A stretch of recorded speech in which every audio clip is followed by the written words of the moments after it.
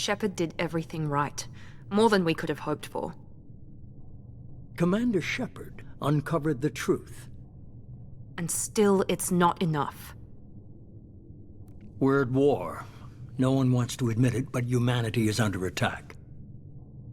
But they're sending her to fight Geth. Geth! We both know they're not the real threat. The Reapers are still out there. And it's up to us to stop them. The Council will never trust Cerberus. They'll never accept our help, even after everything humanity has accomplished. But Shepard, they'll follow her. She's a hero, a bloody icon. But she's just one woman. If we lose Shepard, humanity might well follow. Then see to it that we don't lose her.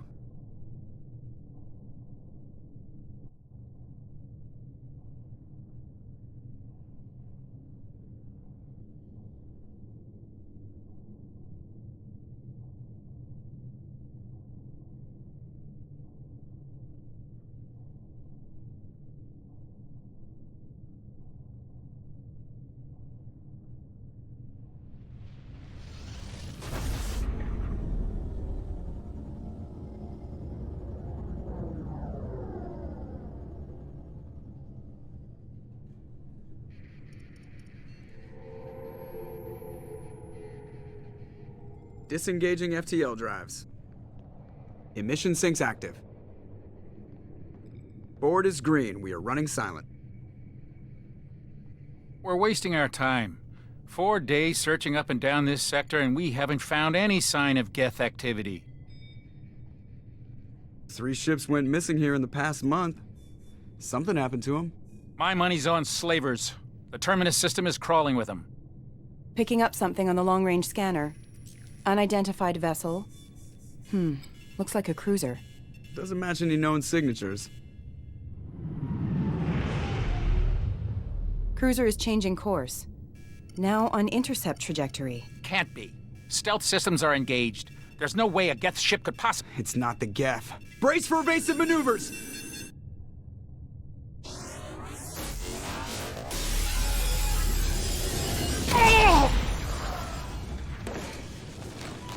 Presley! Kinetic barriers down. Multiple hull breaches. Weapons offline. Somebody get that fire out.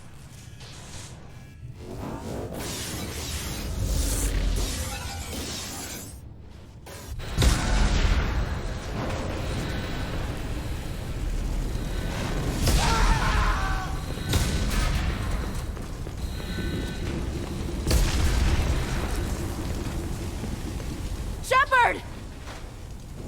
Distress beacon is ready for launch. Will the Alliance get here in time?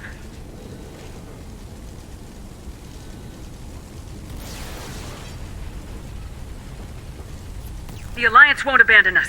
We just need to hold on. Get everyone onto the escape shuttles. Joker's still in the cockpit. He won't abandon ship. I'm not leaving either.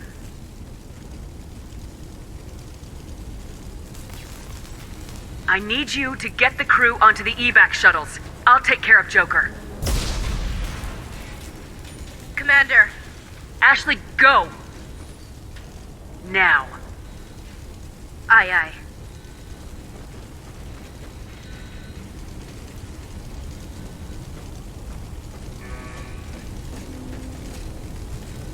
Everybody in! Go! Go! Go!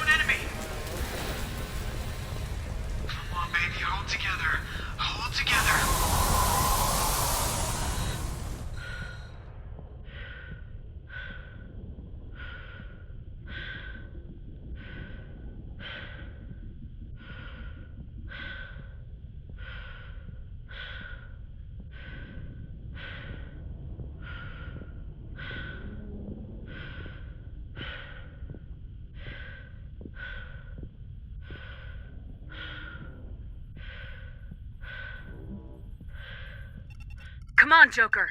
We have to get out of here. No, I won't abandon the Normandy! I can still save her!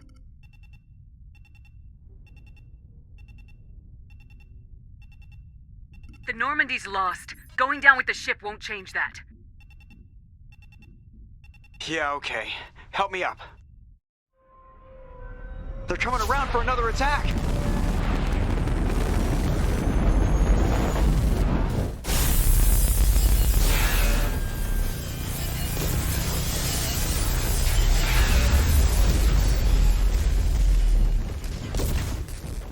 Ah! Watch the arm!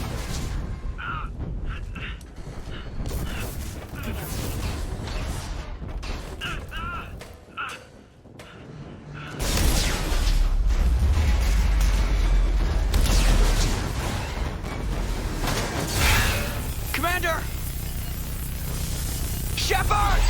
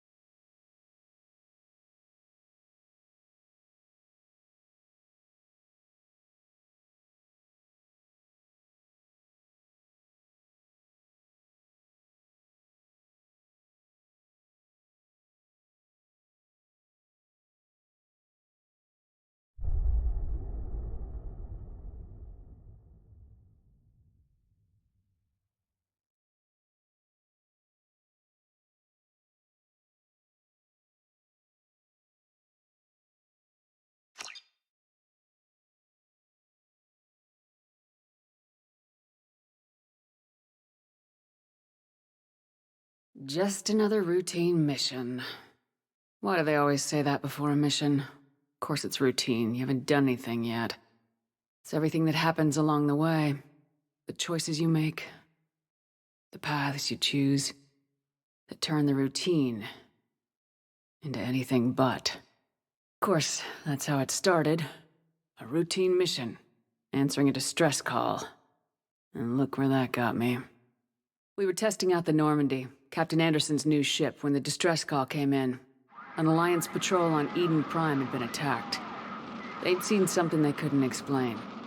And whatever it was massive. I hit the ground with my lieutenant, Caden Alenko. A good kid, loyal, by the book, with a talent for biotics. We came across the lone survivor of the patrol, Gunnery Chief Ashley Williams. A soldier to the core. Tough, disciplined, ready to take on whatever came her way. Ashley joined up with us and took us to the spot where she lost her squad. That's when we saw it. The ship. Like nothing I'd ever seen. It was massive, scorching the colony and everything around it as it blasted away. We followed the path of destruction to an artifact, a beacon left by a long-dead race called the Protheans. The colony had dug it up, and whoever attacked them had tried to take it. Lieutenant Alenko made the mistake of getting too close. It hit him with some type of energy. I grabbed him and threw him out of the way. That's when it hit me. Hard. Every muscle in my body went rigid. I couldn't move, could barely breathe. Everything went black.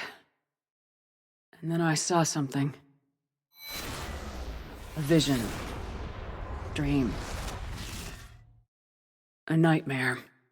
By the time I woke up, we were halfway to the Citadel on our way to meet the Council. I was expected to explain what I'd seen. Anderson came along. So did Udina, our political representative on the Citadel. With those two heavyweights, it seemed reasonable we could persuade the Council that the ship we'd seen was a potential threat. As was the individual behind the attacks.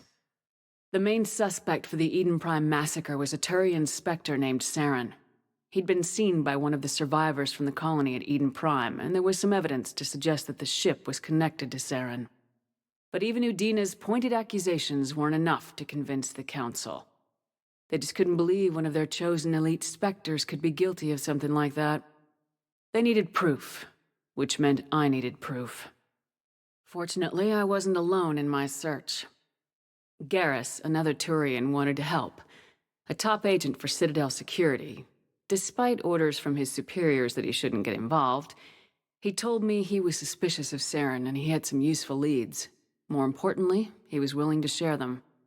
That led me to Rex, the biggest, nastiest-looking Krogan bounty hunter I'd ever seen. He turned out to be more than just a brute. It was his intel that led us to a fugitive with incriminating evidence on Saren. The fugitive turned out to be an energetic little Quarian named Tally. A tech expert with a knack for hacking, she'd procured some information on Saren. Evidence that proved Saren was dirty. Tally's evidence proved that Saren was responsible for the massacre on Eden Prime, and that the immense warship we'd spotted was in fact Saren's flagship. But it went much further. Saren was trying to find a way to bring back a race of sentient machines from dark space. Machines allegedly responsible for cleansing the galaxy of all organic life. These Reapers were blamed for wiping out all life 50,000 years ago, including the Protheans, then disappearing back through the mass relays to dark space, leaving no trace that they'd ever been. That explained why Saren was after the beacon, and it made some sense out of my visions, but not much else. We couldn't convince the Council that the Reapers were a threat. But they agreed Saren had to be stopped. They stripped him of his Spectre status and gave me the honor of becoming the first human Spectre. My first task? Bring down Saren. Anderson decided to stay behind, giving up his ship, the Normandy. He told me I'd need it more than he would. He also pointed me in a direction. Liara. A Prothean expert, adept in biotics, and maybe most importantly, daughter of Benezia, Saren's top lieutenant. And like most Asari, as beautiful as she is intelligent, and born with a unique ability to meld with other species. Liara was able to help me decipher some of the vision the beacon had given me. Nothing concrete, but it gave me some clues.